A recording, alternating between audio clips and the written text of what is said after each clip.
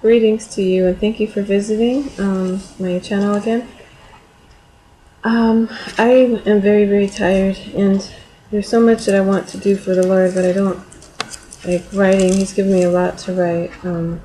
I discovered that gift a few years ago when I was in college, and was told by a college professor and a law school professor that I should never give up on my writing. So I've done a lot of writing. I haven't published any of it yet. I will, though, by faith one day, as the Lord opens up those doors for me to do so. But as you know, if you've been watching my videos, I have a lot of dreams. I haven't even shared all of them, just those that I was led to share. But one of them was a short waking dream, and it kind of coincides with, like when I was saying that just a moment ago that I'm tired, but there's a lot that I want to do. I'm just praying for strength. I just want to get out of this place. Still in the hospital here with my son, but just want to get out of here so I can have, that time to think and collect my thoughts and just hear from the Lord and hear what He wants me to say and exactly how He wants me to put things, because I don't want to just put stuff out there that's not Spirit-led, it's not led by Him. But there was a short waking dream. I call it a waking dream because I have these every now and then where I'm in a twilight type state. I've awoken from sleep and then gone back to sleep, and like within a very short span of time I'll have this quick dream where I'll hear someone say something like people are talking or conversating or something, and I'm hearing, I don't know, it's just, or I'll hear like a man's voice, and this is a dream, I'm not awake when I'm hearing this. This is, like I say, a dream, but it's like a short, really, really short dream, quick dream. And I have like 2 or 3 of these sometimes in a series. And like one I had, I posted it on the massive California earthquake video, the Inglewood video, where the earthquake hit Inglewood, California, and which I believe is Newport Inglewood fault. But anyway, I don't know, I'm just throwing that out there, but, and if I'm all over the place, please forgive me. Like I say, I'm tired. I just went and got some coffee from the cafeteria because I'm really, really tired. I'm trying not to go to bed too early because I'll be up all night, but anyway, rambling, forgive me, indulge me, please. I had the short waking dream, and this was like, I don't know, maybe a year or 2 ago, and I'd forgotten all about it. Every now and then I'll go about my day, and then I'll remember, something will trigger a dream that I had, or a memory of a dream that I had, and then I bask in that, and I take whatever lesson the Lord was showing me from that, and I'll just take it to heart again, and then I should write these things down. I don't always write them down because I misplace my books after I write them down. Anyway, I had this dream that I saw on a piece of paper, and I've had a few of these where I could see on a piece of paper writing, and it was like caps. It was at the top of the page, and it said, "The whole world needs this. The whole world needs this." And then underneath it was just blank, like lines, like notebook paper lines, where you could just fill in the gaps. And then I woke up, and I said, well, the whole world needs what? And I thought about it. There are things that exist in this life that if we didn't have them, life would be extremely different. And I honestly believe that the Lord is the one that gives men the knowledge to invent and create things. He gives man the knowledge to create ideas. He gives us the ideas, and then we run with those ideas. We see them to fruition, and if we are believers, we seek His face and His guidance for direction as to how to bring these things to pass. So why am I sharing that with you? Because I already know how it applies to me. I know what things He's given me that I haven't shared yet, and I won't share until it's the time. But until I feel led to anyway, like the right time. But what has He given you? This is why I'm sharing it with you, because I believe that each of us have been endowed with something from on high, something that He put us here to do, and to just share. We're not just here passing through for no reason. We're here to learn of who He is and His plan and purpose for our life, because we all have a purpose. Don't ever think that your life is meaningless and that you're nothing and no one and that you are without a purpose.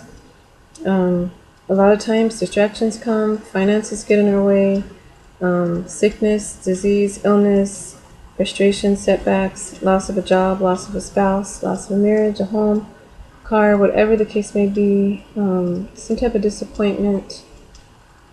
Things come and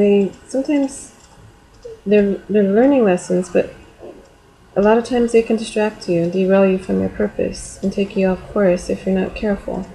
Now, I've just come through a major situation here with my son, and of course that got me off track. But through it, I'm learning how to interweave the Lord's purpose in the lesson, in the storm. I'm learning to I'm regaining sight of what my vision was in the beginning. I'm regaining that vision. And so let me not get too far off topic, but reeling it back in. What is He giving you that the whole world needs? Is there something that He's giving you that the whole world needs? Maybe the world might just consist of your neighborhood, or your school if you're a student, high school student, or college, or whatever the case, or your family.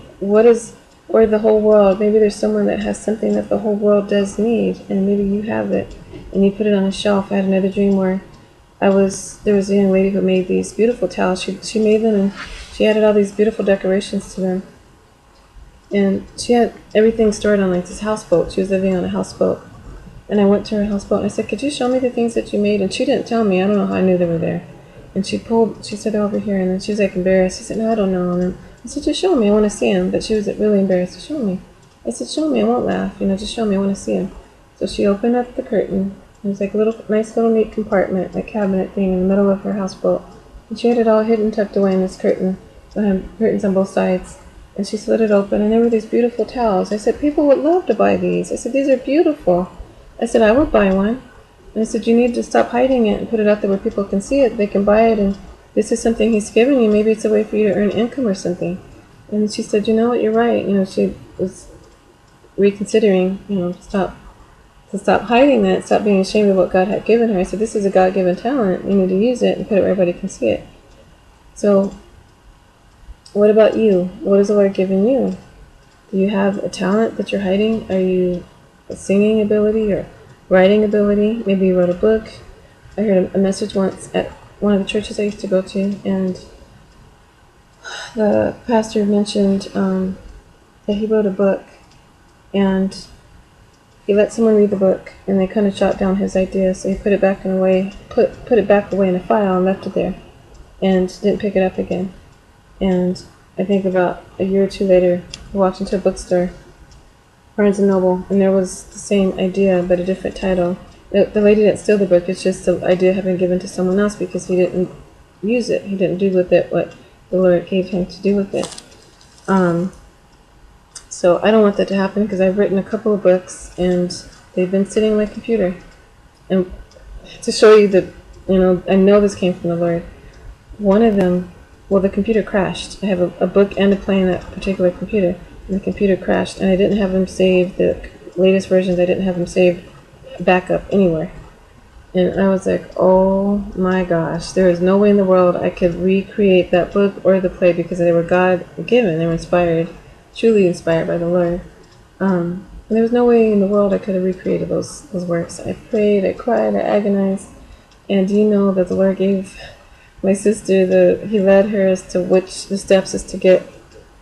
We restored the system, but she was able to somehow back up everything that was on the computer. I think we went into safe mode or something and backed up everything that was on the computer. And we're able to pull everything out, save it, and now I have it to this day. So I actually emailed a copy, to myself. That might be one way to save it, but to email a copy to yourself or I've heard cloud drives too, another way. This might help somebody that's dealing with something like this.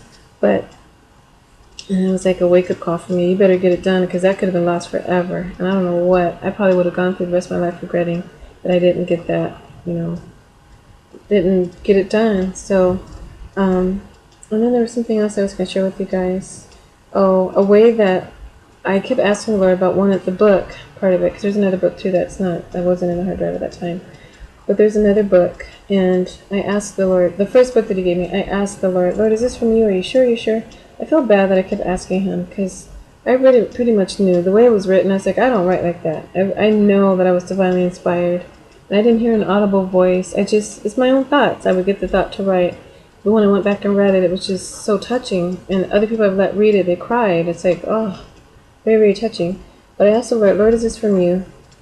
And that night I went to bed, and I kid you not, I have no reason to lie. Well, I have no reason to lie to you. But I had this dream that there was this wide open field, and there were clouds in the sky, and I saw this book, like, it actually started like 3 pages, and they came down gently, swaying in the wind, way from like the clouds, and they were coming down like this, gently. And before they hit the ground, a giant-sized hand came out like that and caught the pages.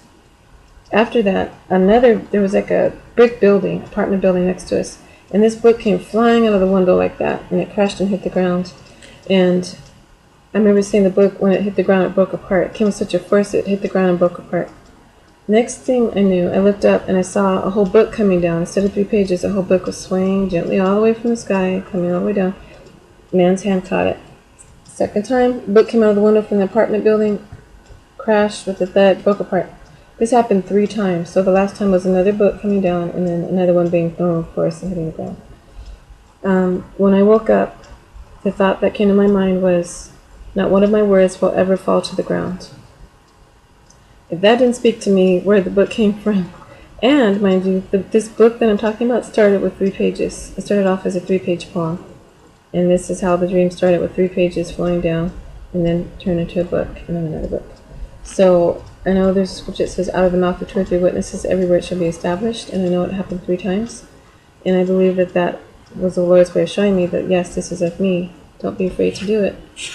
I'm just going to read you a scripture, and then I'm going to cut this off. This is from the book of John, chapter 9, verse 9, verses 1 through 5. Now as Jesus passed by, he saw a man who was blind from birth, and his disciples asked him, saying, Rabbi, who sinned, this man or his parents, that he was born blind?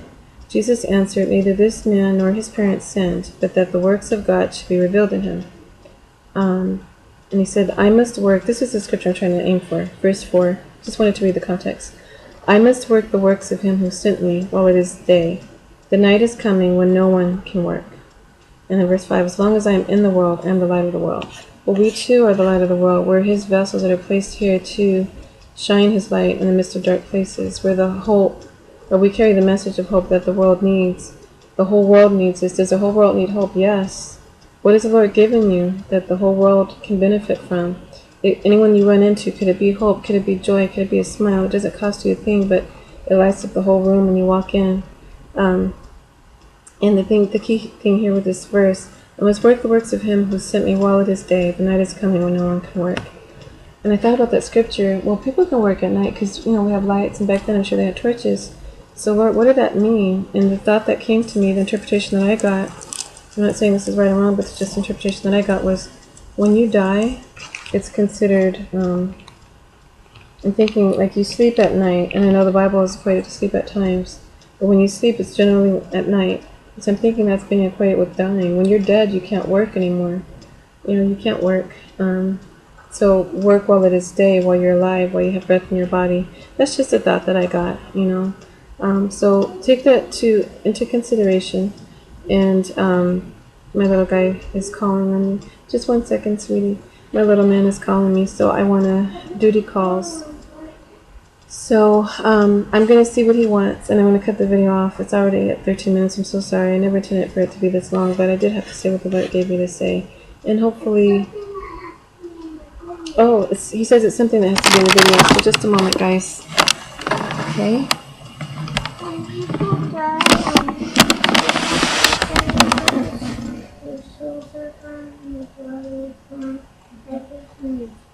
Yeah, it's gone. Very good. You're right. You're exactly right. Yeah, the body turns to dust, and that's all that's left, and it's hard to work, and that's happening, huh? Very good. I didn't even know he was listening to my words. But out of the mouth of babes, the Lord has perfected praise. And with that, that's a great note to end on. Thank you for sharing that, little man. And thank you for watching this, guys. And continue to keep him in prayer. We heard we might be discharged tomorrow. It's in God's hands. I don't know, but it's in the Lord's hands. So take care, everyone. Peace be with you. And just consider what I said. I'm not a teacher or preacher. evangelist, apostle. I'm just me, just sharing what the Lord has given me. So God bless you guys. Take care. Bye.